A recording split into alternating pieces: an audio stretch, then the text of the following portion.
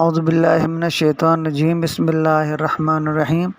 مسئلۃ الظفر یعنی غالب آ جانا۔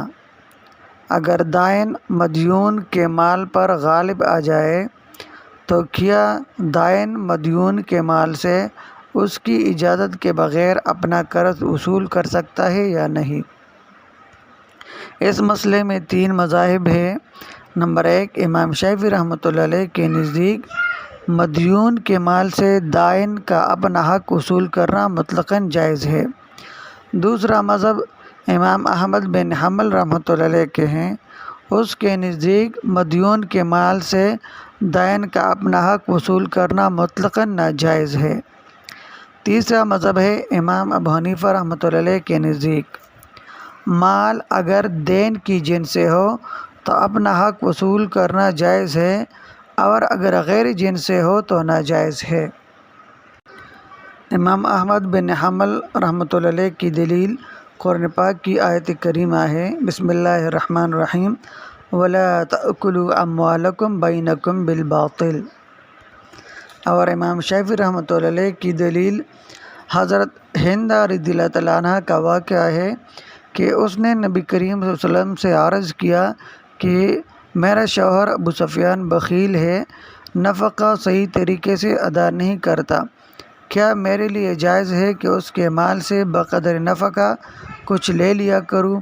آپ صلی اللہ علیہ وسلم نے ارشاد فرمایا، خذی ما یکفیکی وولدکی بالمعروف، ترمذی شریف، یعنی معروف طریقے پر جتنا تمہارے اور تمہاری اولاد کے نفقہ کے لیے کافی ہو اسے لے لیا کرو۔ اس حدیث سے معلوم ہوا کہ دائن مدیون کے مال سے اپنا حق وصول کر سکتا ہے۔ اور امام ابو حنیفہ رحمۃ اللہ علیہ کی دلیل اتحادی جنس کی صورت میں جواز کی دلیل ہند زوجہ ابو سفیان کی مذکورہ بالا روایت ہے کہ ان کو آپ صلی اللہ علیہ وسلم نے ابو سفیان رضی اللہ عنہ کے مال سے نفقہ وصول کرنے کی اجازت دی تھی۔ یہاں نفقہ بھی نقد تھا اور مال بھی نقد تھا۔ امام ابو حنیفہ رحمۃ اللہ علیہ اس لیے غیر جنس سے دین وصول کرنا جائز نہیں سمجھتے ہیں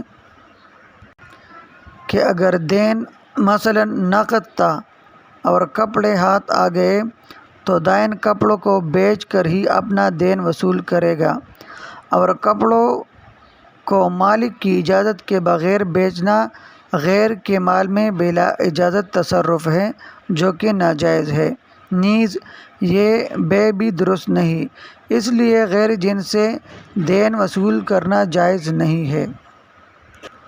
ان 3 مذاہب میں مبتدی قول حضرت امام شافعی رحمۃ اللہ علیہ کے ہیں۔ متاخرین احناف اس مسئلے میں فتویٰ امام شافعی رحمۃ اللہ علیہ کے قول پر دیتے ہیں۔ العرف الشذی والکوكب الدری، حوالہ۔